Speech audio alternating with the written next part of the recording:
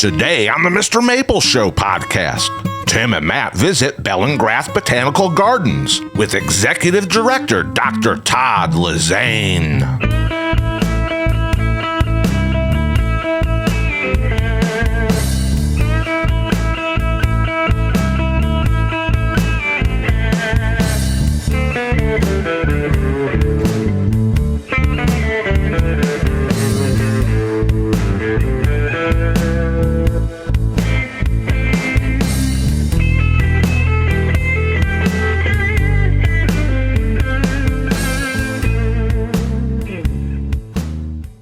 Hello and welcome to the Mr. Maple Show. I'm Tim. Make sure you find us on our favorite podcast platform, subscribe to us, and also give us a 5-star review. We'd really appreciate it. Hey guys, I'm Matt. We're here with Todd Lasseigne today, the Executive Director of Bellingrath Botanical Gardens and Home. You got it. Todd, we've been friends for a while. We're excited to have you on the podcast. I think you guys are really going to enjoy this episode. We kind of just get on here and talk about plants, and I couldn't think of a better person to hop in here and talk about plants with than you. And I really appreciate you impromptu doing this for us as well. Well, Matt, Tim, thank you both. It's actually a pleasure to do this, and I was thrilled to be able to jump in and just talk plants. I love doing that. So you've traveled to Japan. You know a lot about plants. Where did this all originate? Where did your love for plants and gardening come from? Sure. So I was really blessed to grow up. My dad was a horticulturist. He was the the only child in the family to go to college, get an education. So he went to what was known as University of Southwestern Louisiana.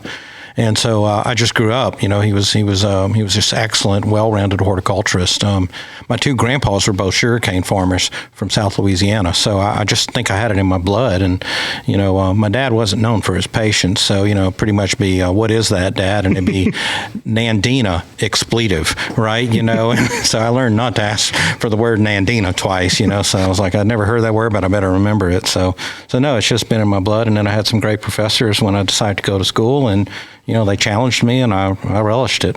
So did you were a horticulture major? I know a little bit about this, but tell us about some of your education and background there. Sure. So I knew from like 8th grade in high school, yes, I was a nerd, that I wanted to go into horticulture. I wanted to follow my dad's footsteps. So I enrolled at what's now University of Louisiana at Lafayette, which was USL when I was there. And I also enrolled in LSU. Applied, and I got full scholarships to both. And then it's like, well, where do you want to go? And LSU kept talking to me about vegetable crops and pecans, and I kept saying, I'm interested in ornamental plants, y'all. And so I went to USL. And then I had a great time there, you know, bonded with a lot of people, had great professors. And then I heard about this guy named Mike Durr in Georgia when I was going to visit a girlfriend in Atlanta. It's really serendipitous, y'all. And I was like, maybe I should go there. And so I went and met the department head who had known my dad, late Dr. Gary Couvion, who was a peach expert, and they offered me an assistantship on the spot. Wow. And because of Mike, then I learned about this guy called J.C. Ralston. Oh, so wow. There you go. Isn't that amazing? Then you're off to the races. I'm the luckiest man in the world. So that's a heck of a background. That's a lineage.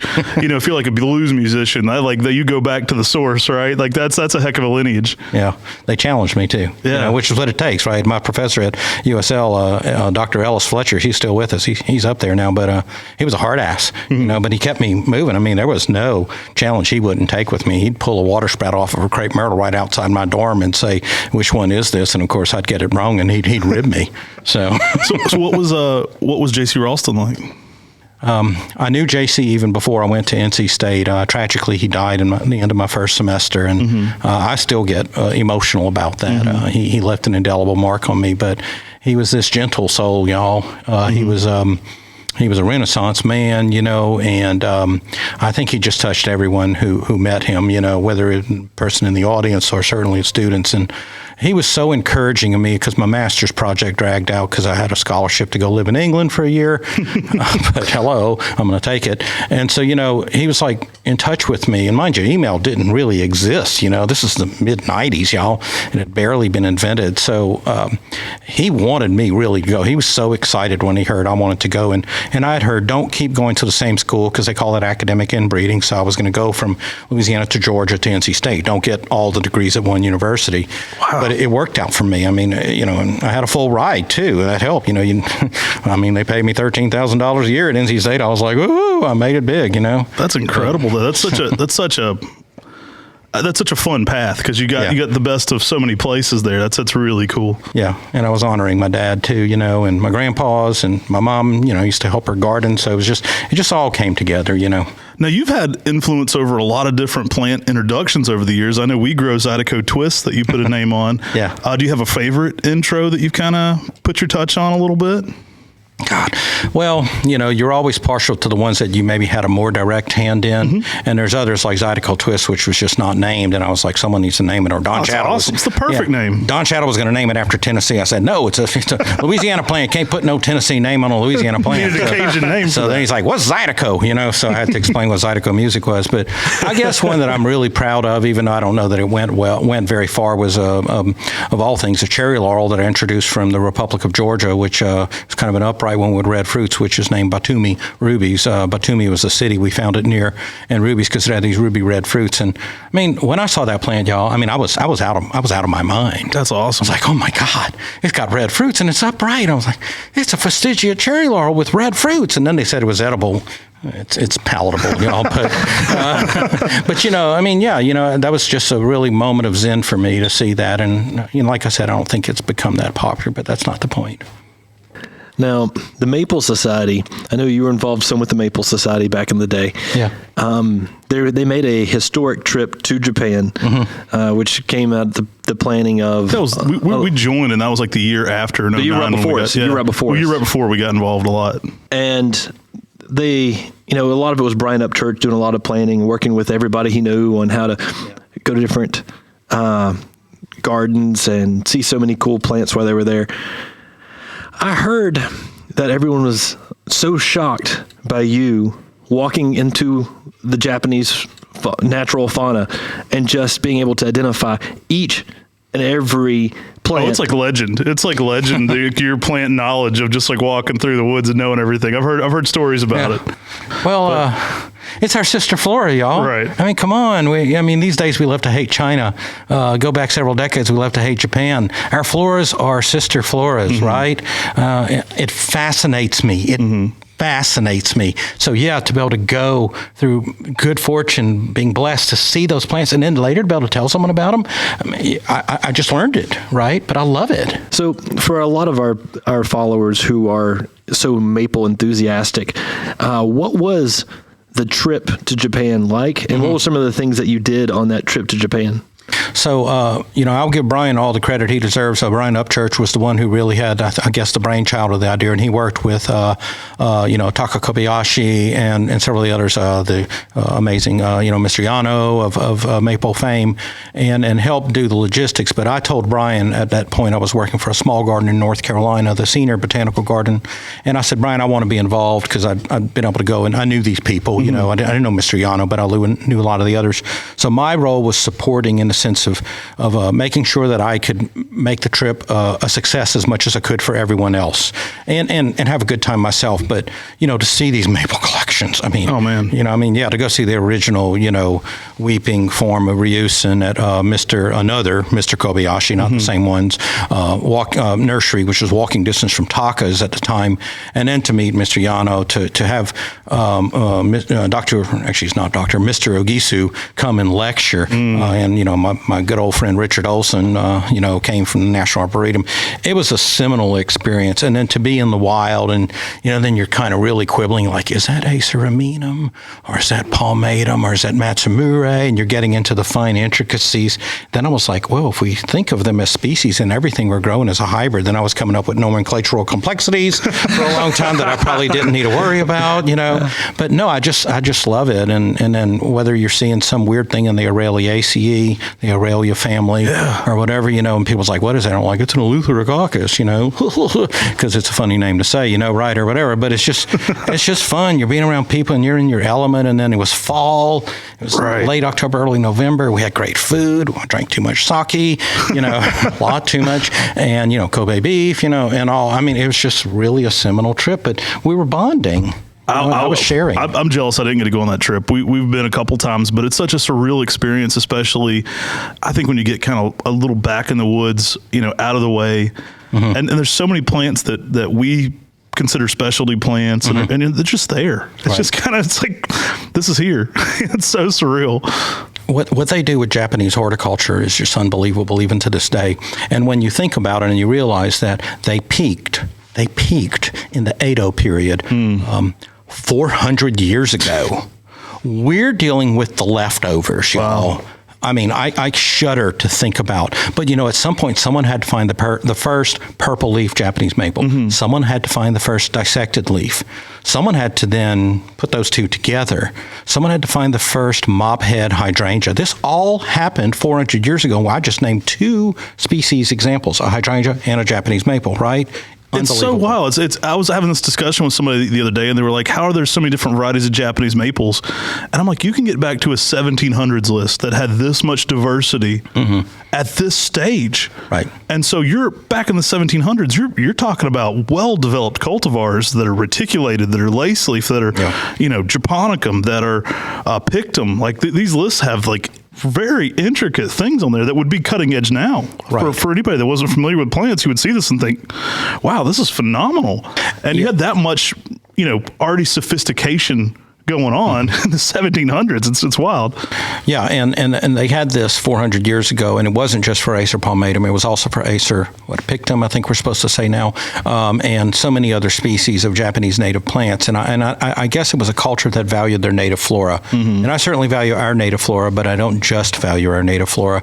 And so to know that they developed and selected these different kinds, that we find attractive and appealing, and it's frankly created more interest in plants because of them, it's unbelievable. But it started with them looking intently 400 years ago, and then someone else would breed them. Mm-hmm. There's a story that Mr. Kobayashi of Kobayashi Maple Nursery told me one side, which was really, really humbling. And he talked about during the war, which of course would be World War II, when there was nothing, there was no resources, anything, that they had to decide what to do for firewood, and they were burning their Japanese maples because they were trying to keep their homes warm. Mm-hmm. Can you think about it? I mean, I think he said they could track their lineage of growing maples back several centuries. I don't want to misquote it, so I can't remember the exact number anymore, but it was a lot of centuries, and yet they had to resort to burning them. We visited there, and the grandson, he pointed out, at the time when we visited, he was probably 5 or 6. He said, well, if he takes over, he'll be the 28th or 29th generation. That sounds right. We're like, wow. I mean, yeah, right.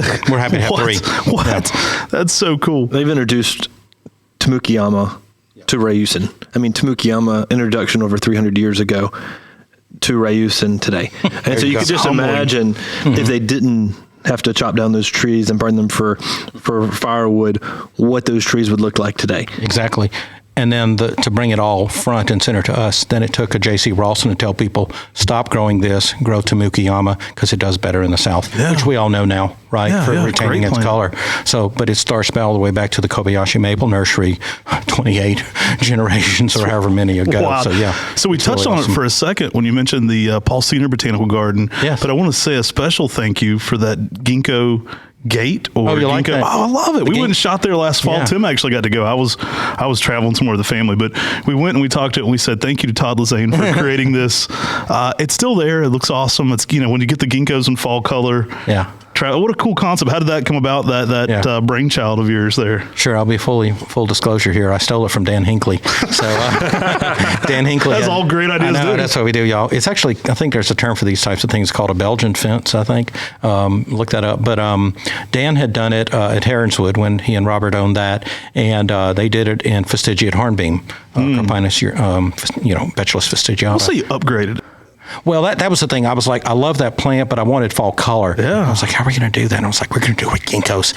And so I sent Adrian Rothling, who was at the time was director of horticulture, to Oregon just to specifically find trees, because we knew the lowest lateral had to be 3 foot off the ground, and nurseries tend to limb them up to 6 feet. So she went to J. Frank Schmidt, hand selected however many trees we needed. We planted them on whatever centers. And I left the scenery before it was finished, but I knew that she would be committed to making it happen. And it turned out exactly as I dreamed it would look. It's beautiful. I traveled. I make a plan to go there in the fall if I can. It's beautiful. And so we specifically planned to go and film it last year. So we did a little video on it, but thank you for creating that. That's so cool. You're welcome. Hey, if we can't be creative in horticulture, then I don't know what we can be. Right, so let's try to do something different. We don't need to all be the same. So tell us a little bit about Bellingrath now. We're down here at Bellingrath right now filming this. Yeah. We came here 3 years ago. I think you were fairly new at that point, maybe. But look at this unreal place. Yeah. It is absolutely beautiful. Yeah, it was founded, the property was purchased 100 plus years ago now, open to the public in 1932 by our founders, Walter D. Bellingrath and Bessie Morse Bellingrath. And it just got turned into this, as he called it, he was an amazing marketing genius. He was Coca-Cola was his main claim to making it big, if you will. Yeah, we got Lasseigne water in front of us and Coca-Cola, y'all. None of the P word here. And, Palmatum. Yeah, of course, Palmatum, right. And, they created this charm spot of the Deep South is what he called it. It's just this luxurious garden, filled with live oaks, of course, and our classic plants that we had at the time, which would have been, although kind of new, the evergreen azaleas, the southern indica hybrids primarily, and then, of course, a lot of camellias and beautiful magnolia grandiflora, set on just a wonderful site, laid out by their designer, George Rogers. It's just beautiful. Everybody tells us if you're in Mobile, this is what's going on. Horticulturally, there's a buzz here, and you can feel it. Like people talk about this place with that's what's happening right now. You need to get down there and check it out. So yeah, we're working to really try to revitalize some plant collections here and try some new things. I grew up in the Deep South in South Louisiana, and so I remember when I first met JC in the early 90s, he said, Zone 9 is the horticultural black hole of North America. I said, yes, I agree with you. We won't try anything different. It's all the same. And so funny thing is, coming back after 30 years of being away, I found largely the plant palette hadn't changed a lot, except that we had lauropetalums also. And so now here we are looking at what can we do here, and there's so many things we can do and grow. We don't have to throw the baby out with the bathwater. We can still retain the classic Bellingrath gardens, as we all know, but we can do a lot of cool things that just hadn't been thought of before by trying different plants or maybe growing plants in a different way or highlighting our plants better than we've highlighted them before, and that's kind of what we're working on. Now, I remember last time we walked around, there were some beautiful camellias all around this garden that you've been working on trying to, update the labels on, and there were so many cool collections of those that were already here at the gardens. So the Bellingrath Gardens and Home have already had a substantial plant collection, and now you're just jumping in here to revitalize, revamp, and bring that to life more. Yes, Mr. Bellingrath died in 1955, and the board that he left behind, in essence, said, "Oh my God, I can only imagine what they were thinking. We've lost our friend, our founder, our motivation for keeping on working right here." And so they developed a Camellia Arboretum for him. 2,000, think of this, 2,000 cultivars in, let's say, 1958 to 1960 on 5 acres. Unfortunately, the great hurricane of record for Mobile is Hurricane Frederick in 1979, and it blitzkrieged the place. So the Camellia Arboretum was abandoned. A lot of those specimens, I've learned, were later transplanted into the garden.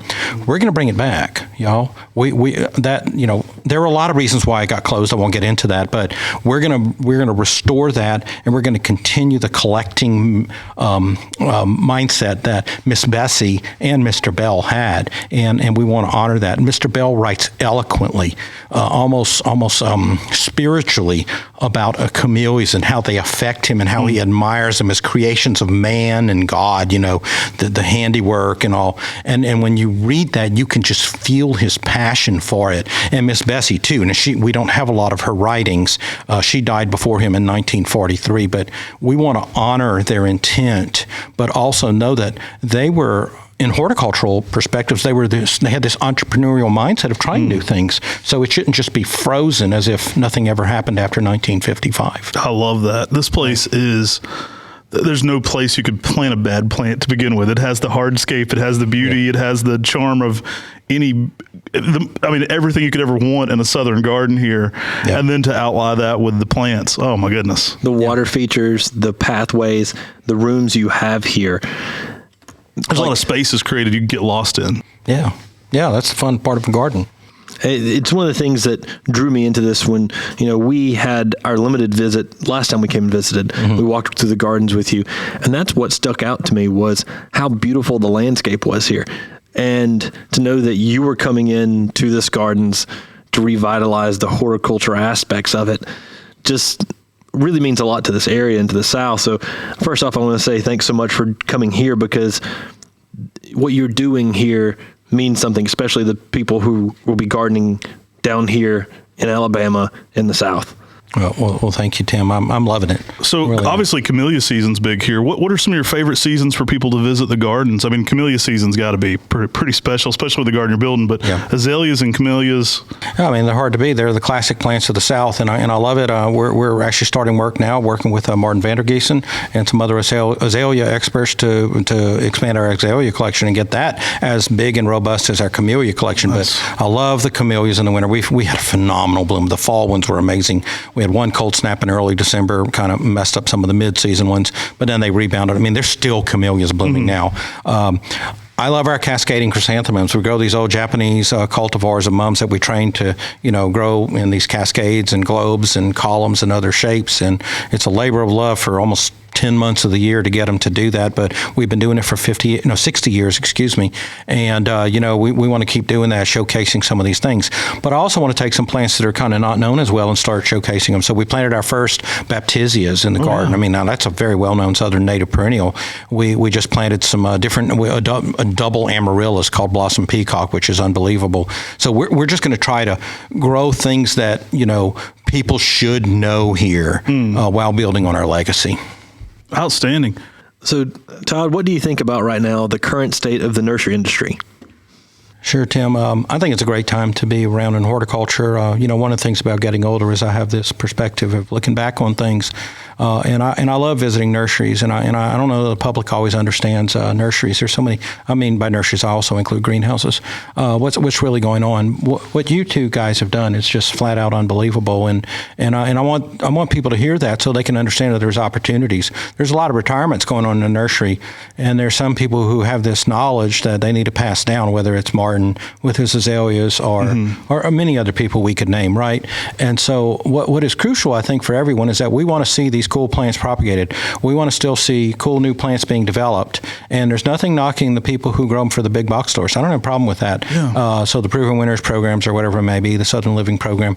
But there's so many awesome things to be done. And I see so many so many young people coming into the industry now. And I just want to say, just keep at it. I mean, yeah, it's hard work and all, but I think there's just this wonderful opportunity into the future. And where we've gone with mail order, the days when you get a plant in the mail and someone looks at you funny, to now it's kind of normalized. I don't know. I just want to tout that. I think there's so many cool things happening right now in horticulture. It's interesting, and I think there's a lot of acceptance too. With a lot of younger people are doing mail orders. So Corbin, you met earlier, our camera guy. There's a lot of people in his age range, that like 25-year-olds that are really getting into horticulture, and it seems like they're easy to reach. Like, it doesn't take long. Like, we have several people that work for us in that age range. They come in, not really that into plants, and you give them like 3-4 months, they're like head over heels.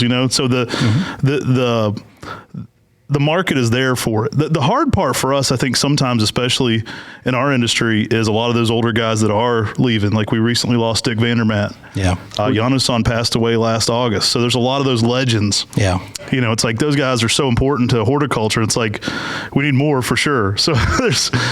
Well, we've come through our career, so, I'm certainly at the point now where a lot of people are saying, hey, Todd, man, you've done amazing things or whatever.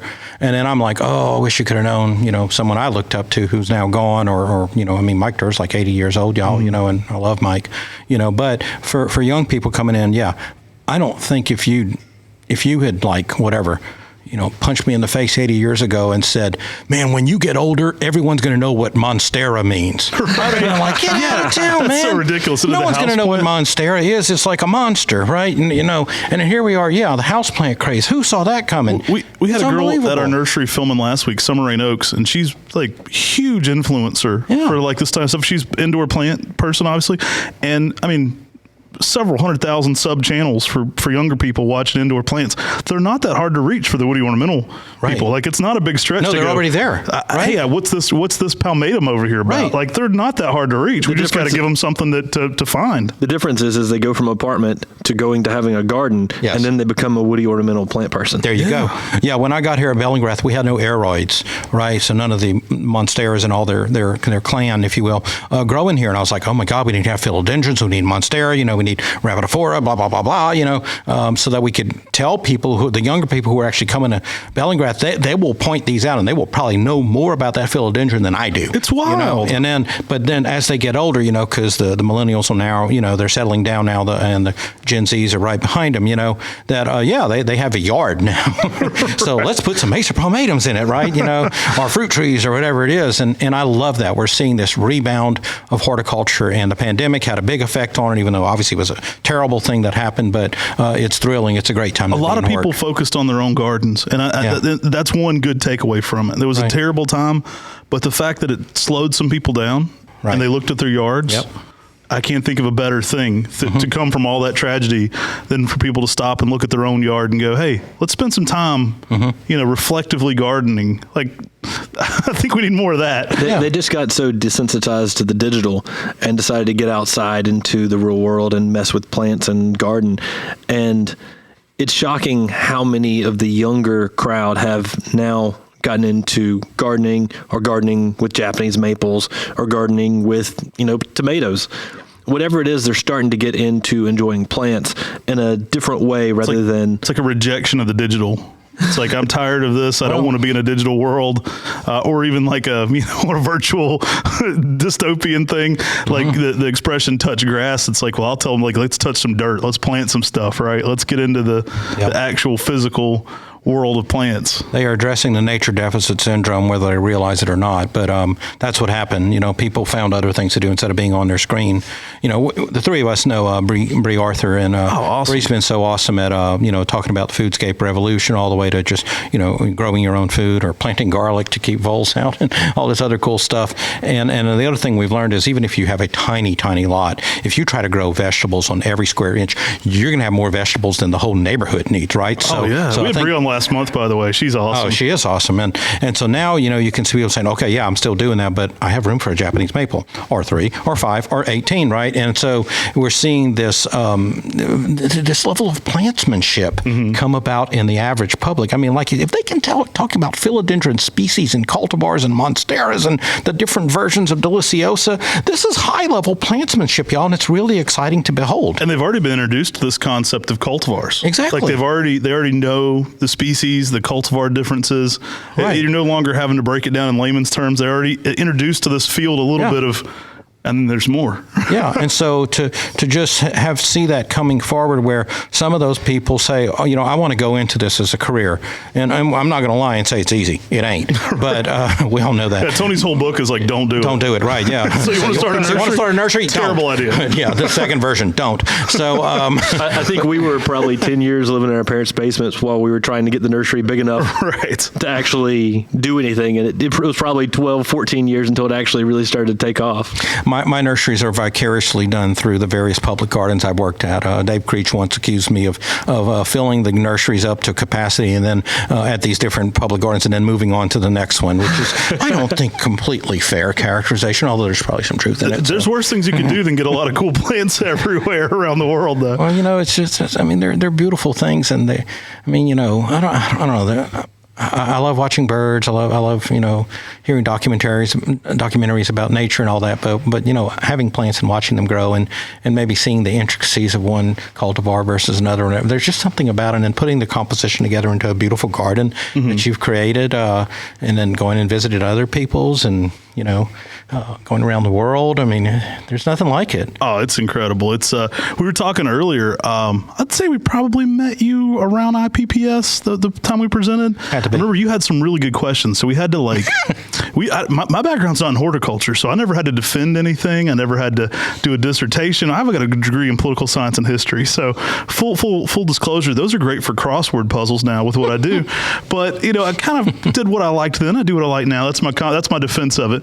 But when we presented at IPPS, we had to get up in front of about 300 people. It was the biggest room I'd ever spoken in front of it forever. So we were real nervous. We're like, Todd's going to ask us really intricate questions. He's a maple guy too, and he's going to know. Brian had already told us all about Todd, and we were like, okay, we better be prepared for him. Oh, Dr. Michael Durr is also there. We're like looking around like the room at like all these books and authors and doctors, and we just had a blast. That was so much fun. I remember you asked us about grafting into different species, which is a topic we love. So we were able to just talk a while about that. But just a fun memory of early on getting to meet you, and it was such a fun time. It was an honor that we it was like something we looked forward to doing, was getting to meet you at that. So well, thank you, Matt. I mean, for me, it was awesome watching y'all with that next gen coming along. We were still in the basement back then. So. Well, that's okay. How many great bands start in the basics? So great nurseries can start in the basement too, right? I'll use that. I'm using that. Yeah. Now, everyone we talk to, there's always a plant story related back to Todd Lasseigne. I mean, we were just at the Riverbank Zoo and Gardens, and Andy Cape said, "This rhododendron ex pulchrum, this came to here via Todd Lasseigne." We were literally bugging him because we're like, "What is this? This is cool. This is a splashed yellow variegation azalea. This thing looks cool. This looks like an ornamental tree we need to be growing in MrMaple." But your name keeps coming up when we ask those questions a lot. I've infiltrated Southern horticulture. So, that was one I had on one of my several trips to Japan. And, we were bringing plants back probably when I was at the Senior Botanical Garden. And I had all the things. I had the import licenses, phytosanitary certificates, and all this other stuff. Went through customs and all. And that was one that I don't know if I remember exactly where I found it, but when I saw it, I was like, oh, my God, a gold splashed azalea. Whoa! Brought back a young plant from probably some garden center in Japan. And I was head over heels, and luckily, since we gave Andy something cool, he gave us a little one there to get started on. I need one for Bellingrath. Hint. Hey, we can get it going for you. We can get that. We can get that in the works. Yeah, there's not many good variegated azaleas, Joe. Oh man, I'm already a sucker for anything variegated. So you start talking variegated, I'm in. Yeah. If the variegation is the second best thing about the plant, I mean, Well, I'm with you. So how many trips to Japan have you made? I think I've done 5. It's getting a little foggy, but and what is your favorite place to travel to for plants? Is it even Japan? Is that your favorite place? I know you've traveled extensively all over the world for horticulture, but well, there's always more places, right? So it's hard to say what your favorite is. I've enjoyed everything I've ever done, whether it's plant exploration in the Republic of Georgia, or I've had one trip to China, Yunnan province. But Japan's hard to beat, y'all, and it's not just the plants, the people. Mm-hmm. I mean, I love my friends there, some of whom have passed away, like Dr. Yokoi. But they're just wonderful people. So many treasures. Oh yeah, I mean they're national treasure. They'll go show us a plant, and Mr. Shibamichi goes, "Oh, national treasure," and and I'm like, "You're a national treasure," right. Mr. Shibamichi. People who know what I'm talking about know who he is. Mm-hmm. But no, I mean Japan's hard to beat. But I must say, when it comes to gardens, I still have an affinity for England. I mean, to just go see beautiful gardens laid out in a milder climate. So the Maple Society meeting next year is going to be in Westernburg again. I haven't been since Peter passed. You'll need to go. I'm planning on getting over there and checking it out. But that's one. Japan's so much fun though. Like, how many places do you go where people line up to help you figure something out because you're a dumb foreigner and they can tell, and they're like, "Let me come help you with parking. Let me assist you." It's just such a fun place to visit. They're wonderful people. We're hoping to get back over there. We were planning to go with Ted Stevens during the pandemic, and literally, we went to buy tickets that week, and Ted was going to go with us. And it was going to be fun because we drive, and he's been going for 40 years, so it was going to be a perfect pairing. And we're like, let's wait till this 14 days to slow the spreads over before we buy tickets for the fall. Yeah. And of course, it never happened. But that's still something I'd love to do. I have memories of Ted standing in front of a collection of Ardesia or something. He's like, "Oh my word!" We got to get Ted on the podcast. We talk about Ted all the time. I got to get him on the podcast. So another guy that retired recently. Yeah, I know. Just absolutely legend, though. I love Ted. Now, you mentioned Mr. Akira Shibamichi. Yes. Whenever Matt and I made our last trip to Japan, Taka Kobayashi was like, "Oh, was there anywhere specifically you want to go?" And I said, we've never met Mr. Shibamichi-san. So he took us to go meet Mr. Shibamichi, and it was so cool to meet somebody who is basically one of the godfathers of horticulture right now in Japan. And I mean, he's introduced things from sky pencil, which people all across America have that in their garden now. And taken for granted. And they don't even realize that this originated at the specialty nursery in Japan. Right. I mean, well, what do you think of that? What kind of, you mentioned he was a national treasure. Yeah. But, I mean, what is his significance to horticulture to you? His significance to horticulture is immense in the United States, and Sky Pencil Holly is such a great example because he's unknown. So if Sky Pencil Holly had been patented, Mr. Shibamichi would have made a lot of money on it, even in the 20-year span of the patent. But yeah, he's done so much work with Cornus Kuso, Pink Satomi. That's what his daughter's name. So the the first pink flowered Kusa that was really made of any note. You can go on, and you can talk of less common plants like Stewardia, where he's had an influence. But when we would go to nurseries, and I was the guest along with Brian and other people, and I had the master's degree, but they knew I was working on the doctorate, so that afforded me a little bit of clout. And I'm not saying I went after it, but that's just how it was, right? And so they'd always introduce me. And I remember one time I saw it. It was a variegated Stewardia. The new growth was white flush, and I was just kind of like really taken. It was unbelievable. And so I made a gesture without realizing. I think it was because I wanted to hold it. And Mr. Shibamichi saw it. He interpreted that as I wanted it, and so he ordered the nurseryman to give it to me. Wow. Now the nurseryman had plenty of them. There wasn't just one. It was a little 4-inch pot.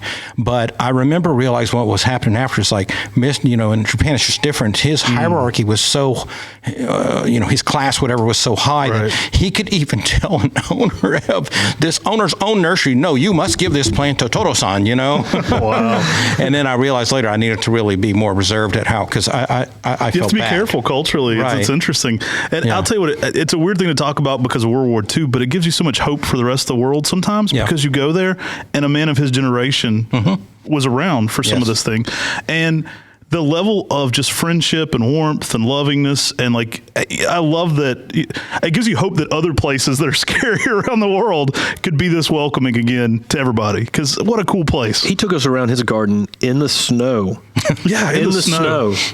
And, explained to us and showed us these cool, sports on Japanese maples in his garden. Yes. It was the first time I think it snowed in November in like 50 years in that area. And he's walking you around. Right. And we're out there in the snow with him, just having ourselves the best day ever. Yeah. And then you walk around and you see one little stunted plant and you go, what's that? And he goes, and in Cornus Florida, unryu, the contorted Cornus Florida. You're like, what? It's just some little small plant amidst so many treasures. Oodles of others. Let's talk about Stewardia.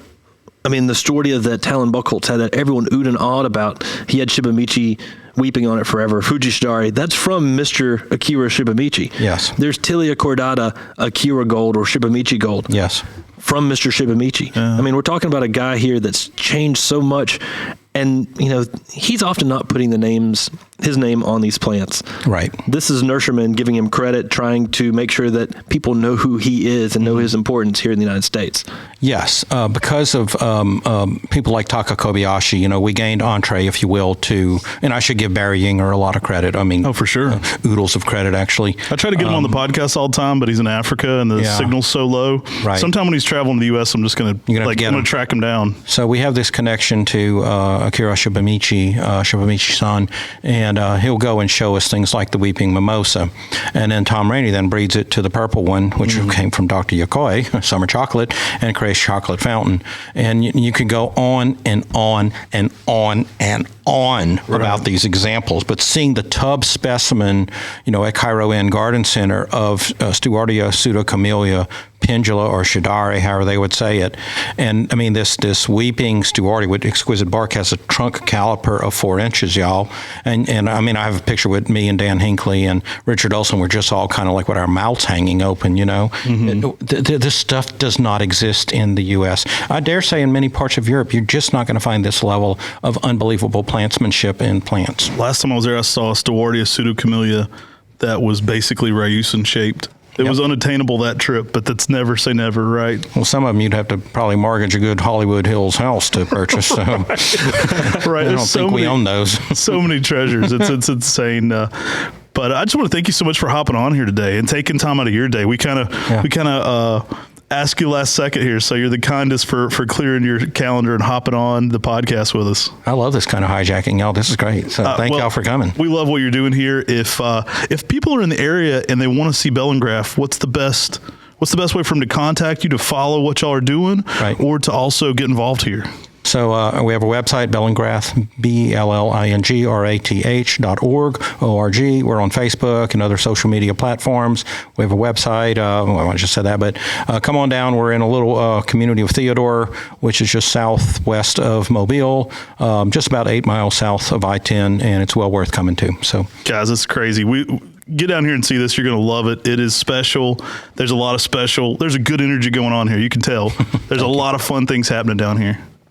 Well, thanks so much for jumping in. I loved hearing some of the stuff about Mr. Shibamichi. Yeah. I mean, some of the things I had no clue on that you're telling us. It's awesome to hear all this stuff. We'll have to talk some more about Japan, maybe on future podcasts. Thanks so much. If you're listening for your first time, make sure you're subscribed on your favorite podcast platform. If you give us a 5-star review, helps more people find us as well. And we do air the video component to these podcasts on YouTube, typically on Sundays following when they aired on the podcast at 8 p.m. Eastern You'll love time. that. Hop in that chat. It's a lot of fun. Thanks for joining us today. Take care. God bless. And have a great day. Thank y'all so much.